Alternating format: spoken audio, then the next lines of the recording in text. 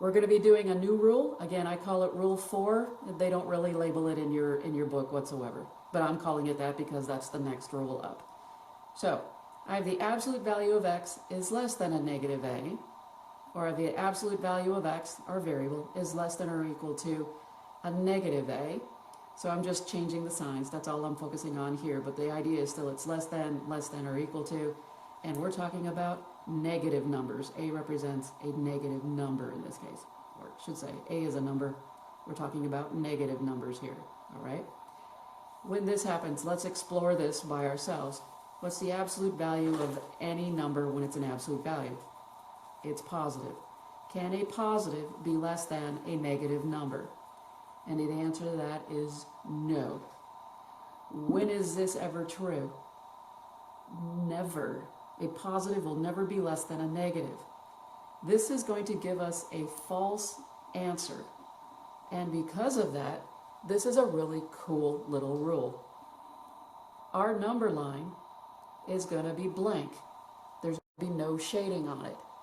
So when you see it in the back of the book, you will see that you'll just have a straight line, no blue, it'll just be completely blank. That's because nothing works. No answer is going to fit our solution to make it true. It cannot.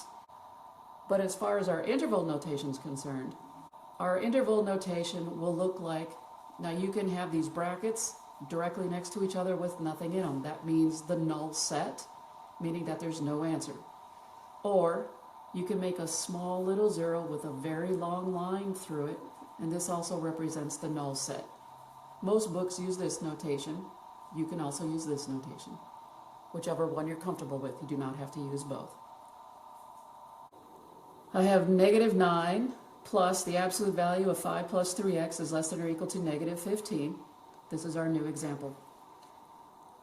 This absolute value is not by itself. Do not jump to conclusions and go, oh, this is negative, therefore I'm done.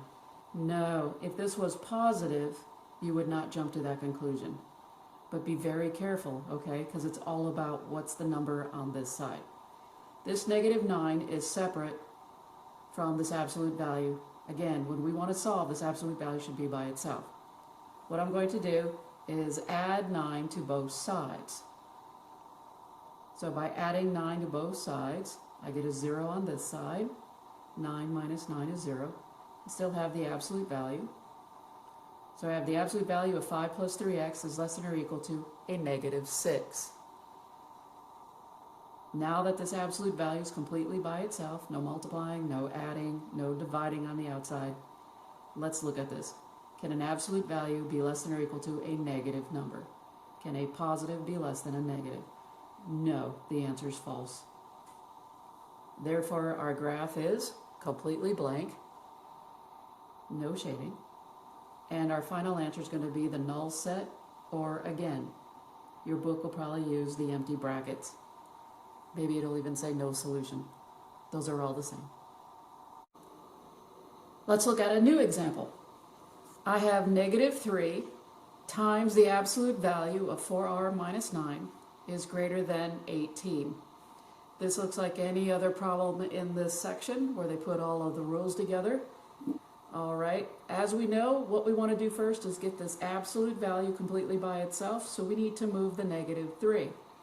Remember, this is negative 3 times the absolute value, so we are going to divide both sides by a negative 3. And as we know, a negative divided by a negative will get us a positive. That's great. But there is something interesting going on right here. This is 18 divided by a negative 3. And yes, we know it's a negative 6. But remember the rule. When you multiply or divide by a negative number, the given sign will change direction. So, or as most students will say, this flips. When that flips, or it changes direction, I get the absolute value of 4r minus 9 is now less than a negative 6. This is going to be false. Can a absolute value, a positive number, be less than a negative? No, that's false. So our graph is going to go really easy. There's no shading on the graph. You just write it and don't shade at all. And our interval notation is going to be the null set written this way or the empty set written this way. They both mean the same thing, null set, empty set. Let's kick it up a little. I have -7 minus 2 times the absolute value of 3t plus 8 is greater than 9. All right. First thing that I want to do is get this absolute value by itself, so I'm going to add or subtract first. This is -2 times the absolute value, so if you want to put a dot there, you can. But this is a -7. I'm going to add or subtract first before I deal with this -2. So what I'm going to do is add 7 to both sides. -7 plus 7 will give me 0. I added 7 to the other side. So I have -2 times the absolute value of 3t plus 8 is now greater than 16. Okay, this looks doable still. Is my absolute value by itself? No, I still have this -2. Since it's -2 times, what I'm going to do is I'm going to divide both sides by that -2. And again, a negative divided by a negative will make me a positive number. That'll be a positive 1 now. The absolute value of 3t plus 8 is now greater than the 16 over a -2. I got a little ahead of myself there. 16 divided by a -2 is going to be a -8. However, as we know, when you multiply or divide by a negative, the given sign changes direction. I will end up with the absolute value of 3t plus 8 is now less than a -8. Can a positive number be less than a -8 or a negative number? And the answer is no, this is false. So again, we end up with a blank or empty number line, and our interval notation will be the null set or the empty set. Either one is fine, or it'll say no solution in the back of your book. All the same.